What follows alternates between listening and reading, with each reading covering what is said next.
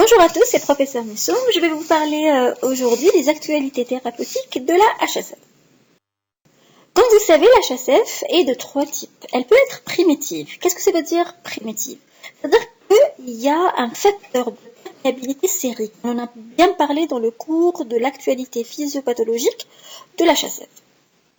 Elle est généralement corticosensible et elle récidive en post-transplantation rénale puisque le facteur sérique est, comme le nom l'indique, est dans le sérum, dans la circulation. Donc si on apporte un nouveau rein, il va subir la même histoire que le rein natif.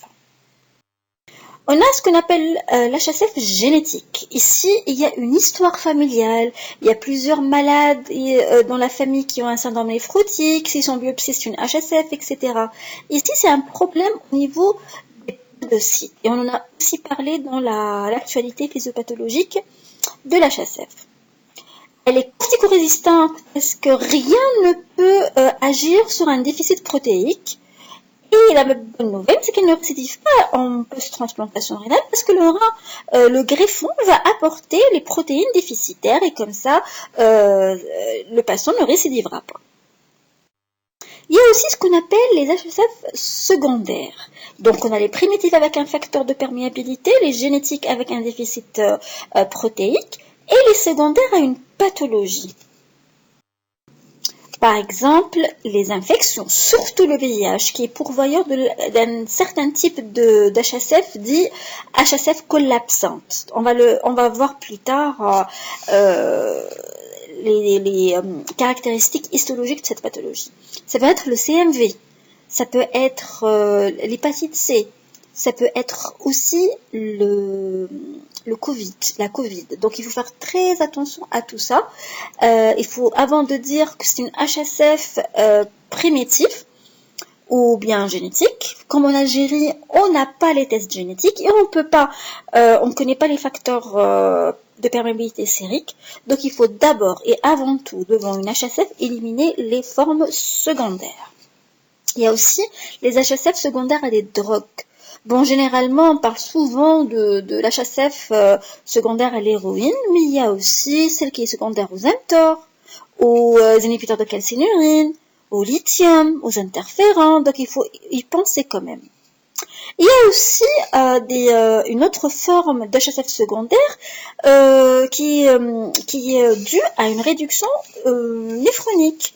Donc, en fait, c'est la conséquence d'une atteinte rénale, qu'elle peut être secondaire à un reflux, à une dysplasie, atteinte qui réduit le nombre de néphrons, une néphrectomie par exemple, ou bien toute autre maladie qui réduit le nombre de néphrons. Donc il ne faut pas aussi oublier que le HSF secondaire, elle peut être secondaire à l'obésité. Donc toute cause d'hyperfiltration. Qu'est-ce que ça veut dire HSF de réduction néphronique? Ou bien d'hyperfiltration. C'est-à-dire qu'il y a une diminution des glomérules fonctionnels, le sang est redistribué aux glomérules restants, ce qui va faire une hyperactivité, une hyperfiltration des glomérules restants qui va entraîner un vieillissement accéléré. Et ce vieillissement accéléré, c'est l'HSF secondaire dû à une hyperfiltration. Donc, il faut éliminer les causes virales, les causes médicamenteuses, toute réduction de nombre de néphrons qui va entraîner une hyperfiltration dans les autres glomérules, ou bien toute pathologie à un nombre de néphrons normal, mais il y a un état d'hyperfiltration. Dans l'exemple type, c'est le diabète et l'obésité. Donc voici un glomérule. Maintenant l'HSF, comme vous savez, c'est une lésion, c'est une hyalinose segmentaire et focale. Les anapathes, en fait, ont découvert qu'il y a plusieurs types.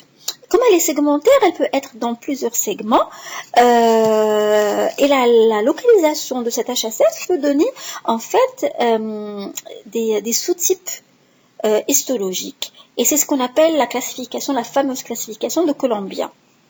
Donc, si la hyalinose segmentaire et focale est plutôt du côté comme on appelle ça, de l'entrée du sang au niveau de l'aréole afférente et efférente. Donc ici, c'est une HSF hilaire.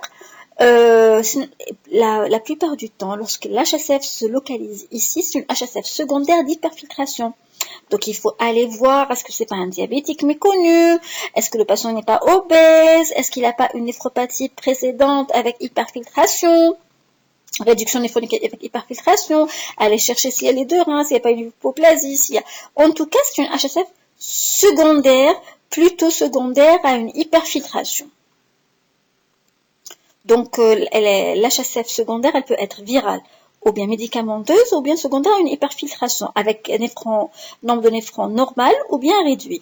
Donc ici, l'HSF hilaire, celle-là, elle est secondaire. L'HSF secondaire de type hyperfiltration.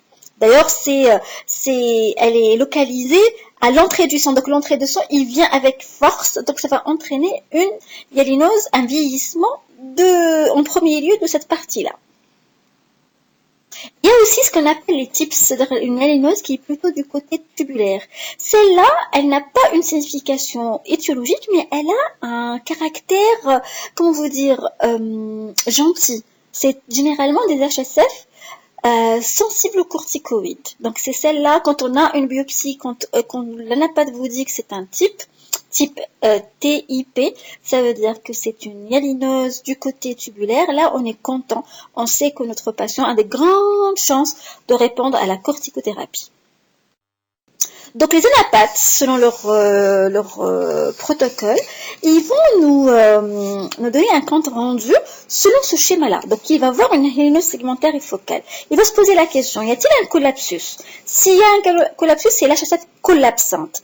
Ici, elle est très très grave, avec un pronostic vraiment sévère. Généralement, c'est l'HIV, c'est l'HSF secondaire ou HIV.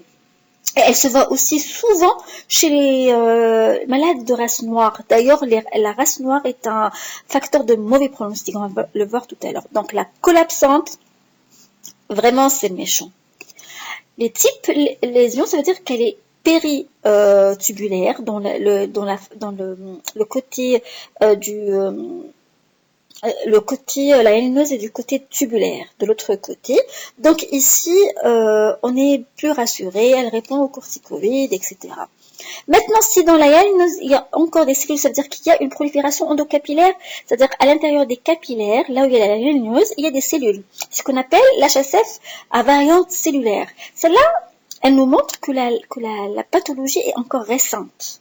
Donc, peut-être qu'elle a plus de possibilités de répondre. Autre type, c'est la hilaire. La hilaire, on a dit que c'est plutôt secondaire. Et puis, lorsque la réponse est non à tout ça, donc ce n'est pas une collapsante, ce n'est pas une type, ce n'est pas une cellulaire, c'est pas une hilaire, dans ce cas, eux, ils vont dire NOS. NOS, c'est-à-dire, elle ne répond à aucun critère. Donc, retenez, NOS, elle est non spécifique. Périhilaire, généralement, elle est secondaire à une hyperfiltration. Type, très bon pronostic. Collapsing, très, très, très mauvais pronostic. Et généralement, elle est virale ou médicamenteuse. Elle est secondaire de type virale ou médicamenteuse. Celui-là, ça veut dire que c'est une lésion très, très récente, qu'il faut aller chercher là maintenant, qu'elle peut être traitée rapidement et peut-être efficacement. Les facteurs de mauvais pronostic, dès le départ, on sait que ça va pas aller, c'est pas du gâteau, ça va être difficile à guérir.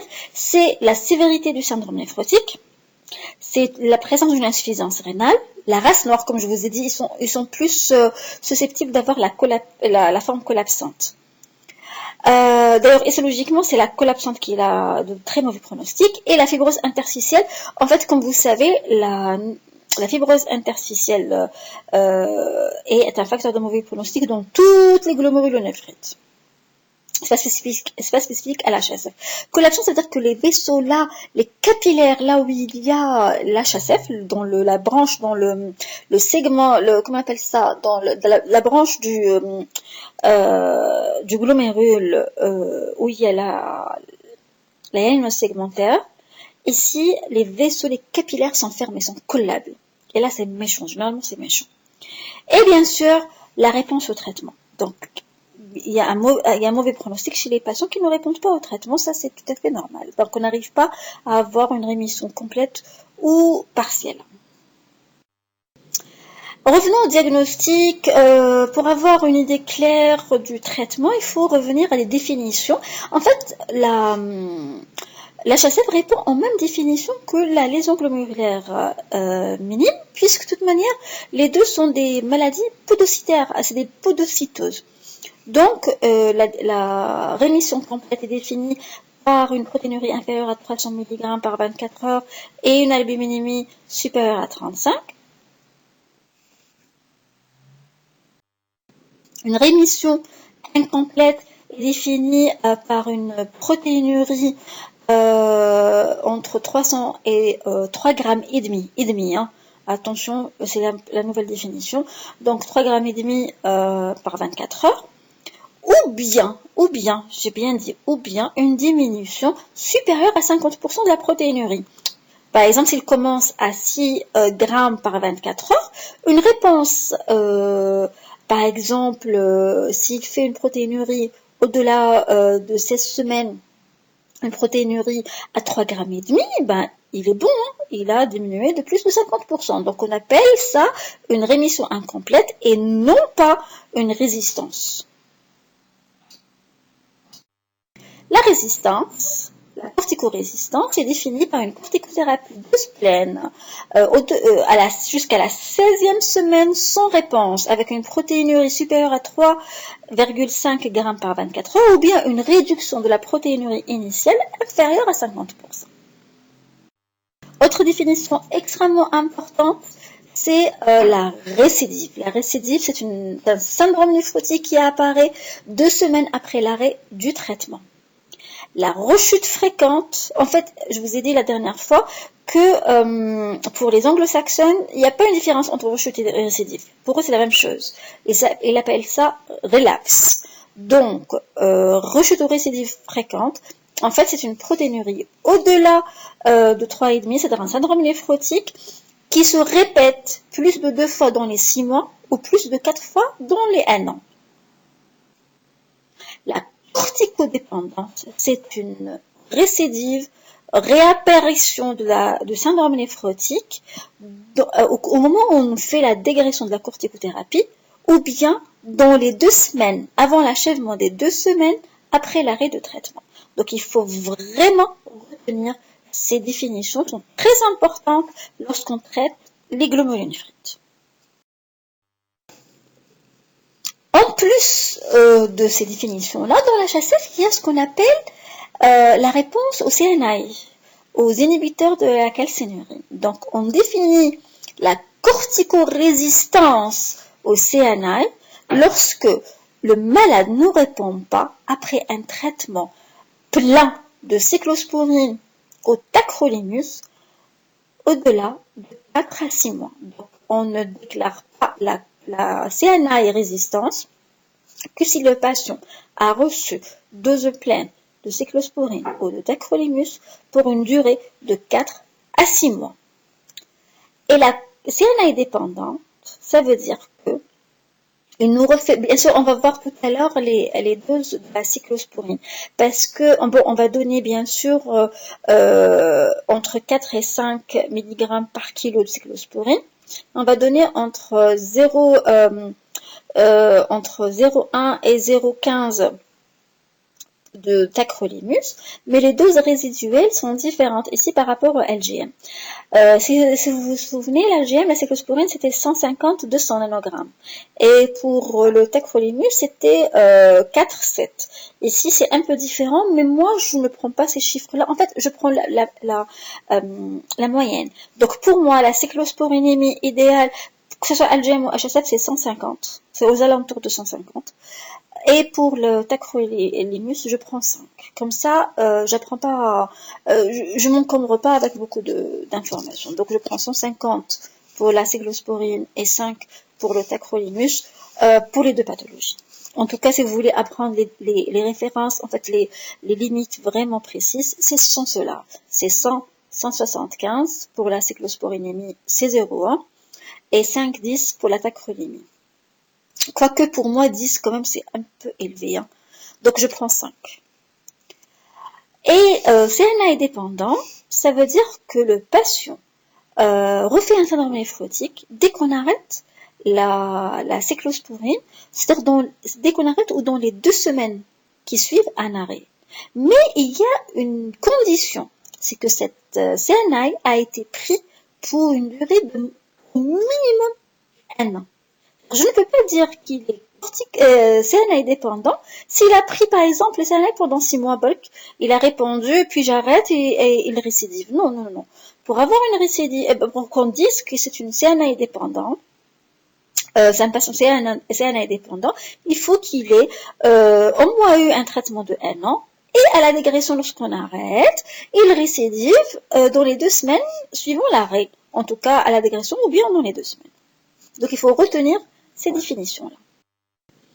Rémission, alors pour un patient qui a une HSF, je commence tranquillement avec ma corticothérapie, 1 mg kg jour, le même schéma que la LGM, minimum 4 semaines, maximum 16 semaines, au-delà de 16 semaines, on va déclarer la corticorésistance. Maintenant, s'il me répond, je suis obligée de continuer les 2 semaines de consolidation comme la LGM. S'il me répond à 1 semaine, ben je continue jusqu'à la 4e semaine parce que 4 semaines minimum. S'il me répond à la 16e semaine, comme par hasard, je continue les 2 semaines qui restent jusqu'à la 18e semaine et je commence à descendre par palier de 5 à 10 mg par semaine sur 6 mois. Donc, c'est très, très, très important. Généralement, ce sont les HSF type, les péritubulaires et du côté tubulaire. Maintenant, réponse incomplète. Comme la LGM, on continue le traitement de ce total corticoïde 1 mg kg jour 16 semaines et je descends par palier 5 à 10 mg semaine et je le fais sur 6 mois. Maintenant, si la réponse est incomplète, il vous fait 500 mg, c'est pas comme si vous faisiez une réponse incomplète à 2 grammes. C'est pas la même chose. Donc, lorsqu'elle est basse, lorsqu'elle est inférieure à 1 gramme, je ne fais rien. Je donne un traitement, je dégraisse comme ça et je donne un traitement IEC au ARA2, néphroprotecteur, hygiène de vie, etc. Maintenant, si c'est supérieur à 1 gramme, je discute un immunosuppresseur. Et dans l'HSF, l'immunosuppresseur qui est à discuter, c'est la cyclosporine. C'est elle qui a donné les meilleurs résultats. C'est les CNI, plus particulièrement la cyclosporine, contrairement à la LGM où c'était plutôt le tacrolimus. Donc, corticodépendant, ça veut dire qu'il, à chaque fois que vous diminuez, il rechute, il refait un autre épisode, en tout cas, soit à la dégression, soit dans les 2 semaines qui suivent un arrêt. Dans ce cas, je fais le même schéma que pour la LGM. Je fais corticothérapie de ce total 1 mg kg jour, 16 semaines. Je dégraisse. Et, vous savez, au moment où il est corticodépendant, je reviens au palier supérieur, je mets les immunosuppresseurs. Par exemple, si en dégraissant, voilà, il était à 80 mg, je diminue par palier de semaine, à 40 mg, il me fait un syndrome néphrotique. Je reviens à 45, donc j'obtiens une rémission à 45 et je rajoute un immunosuppresseur. Donc après rajouter l'immunosuppresseur, je le consolide, je reste avec mon immunosuppresseur au moins une durée de 15 jours et puis je vais commencer à redégraisser graduellement ma corticothérapie sur 6 mois. L'immunosuppresseur doit absolument être maintenu 1 à 2 ans. Absolument. Donc, l'immunosuppresseur en question, c'est la cyclosporine en premier lieu, ou le tacrolimus, donc dose classique, 3 à 5 pour la cyclosporine, 0,05, 0,1 mg par kilo par jour pour le tacrolimus, avec des doses résiduelles ici différentes par rapport à la LGM, mais je vous ai dit, moi au service, je leur dis, visez 150 pour la cyclosporine et visez 5 pour le tacrolimus. Alors, le traitement pour dire que la cyclosporine ou le tacrolimus, il y a une résistance ou une non-réponse, c'est un traitement continu de 4 à 6 mois. Attention. Et pour dire qu'un Et pour dire qu'un patient, s'il répond au CNA, etc., il ne faut certainement pas arrêter le traitement au-delà d'une année. Le minimum, c'est une année. Attention. Donc, garde les immunosuppresseurs selon la tolérance entre 1 an à 2 ans. Minimum 2 ans. Et au-delà de 1 an, c'est-à-dire une date minimum, on peut commencer la dégression sur 6 mois ou à 1 an. C'est-à-dire le maximum, c'est 2 ans. Minimum 1 an, maximum 2 ans. Maintenant, s'il est cortico-résistant, on dégraisse très rapidement. Et ici, on ne donne pas d'immunosuppresseurs. Attention. Parce qu'il faut que ça soit... c'est-à-dire il faut mesurer le risque. Il y a une forte suspicion que cette HSF est d'origine génétique. Bien sûr, avant de commencer tout ça, on a éliminé les causes secondaires. Attention, hein.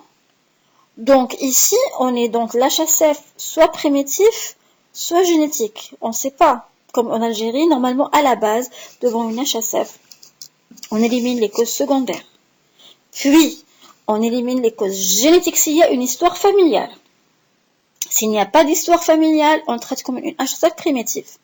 Cette HSF primitive, si elle s'avère cortico-résistante, il faut faire une étude génétique, malgré s'il n'y a pas une histoire familiale. On va dire que c'est une mutation sporadique. S'il n'y a pas une atteinte génétique connue, là, on va introduire un immunosuppresseur. Mais comme on ne l'a pas, franchement, ici, c'est très compliqué. Quand c'est un enfant, quand c'est un jeune, c'est très difficile, extrêmement difficile. Généralement, on est pire que la maladie. On va déclencher des effets secondaires. Et là, en Algérie, vraiment, on est très limité. Donc, c'est au cas par cas. Au cas par cas. Mais je vous conseille vivement, s'il y a une histoire familiale, ne donnez pas des immunosuppresseurs. Ça va rien donner. Et ça va juste aggraver l'état général de ce patient qui va certainement arriver à l'insuffisance rénale et à proposer à la transplantation rénale dans un état chaotique, avec des os détruits, un diabète. S'il vous plaît, soyez raisonnable, ne soyez pas pire que la pathologie.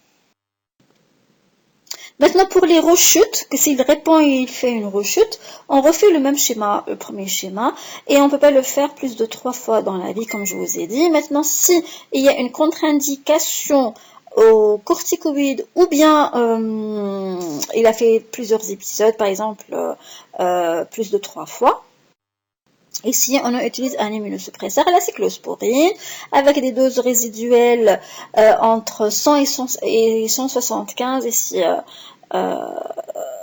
il faut changer ça.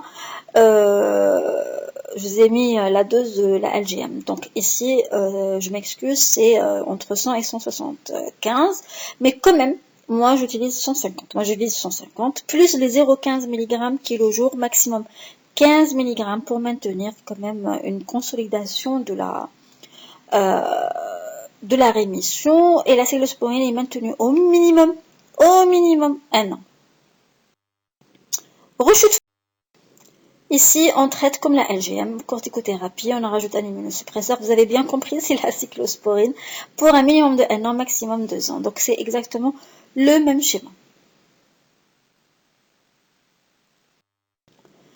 Bon, s'il ne répond pas, ou s'il y a rechute vraiment énorme et il fait une insuffisance rénale avec une néphrotoxicité, etc., il propose avec un taux de réussite vraiment très faible le MMF, le rituximab, l'ACTL, mais vraiment franchement, il recommande plutôt d'envoyer le patient dans un centre spécialisé où ils vont faire des recherches sur son cas, une expertise génétique, etc. Donc, le conseil que je veux vous donner aujourd'hui, c'est de ne pas être pire que la pathologie. Lorsque ça répond pas, toujours gardez en tête, comme on n'a pas l'étude génétique, on ne peut pas proposer ou mettre le patient dans un climat d'immunosuppression et risquer tous les effets secondaires. Il vaut mieux le mettre sous traitement IEC ARA2, le suivre pour éviter les complications du syndrome néphrotique, mais après, s'il n'y a pas de réponse, il ne faut pas être pire que la pathologie. Voilà, j'espère que vous avez compris. À la prochaine, Inch'Allah.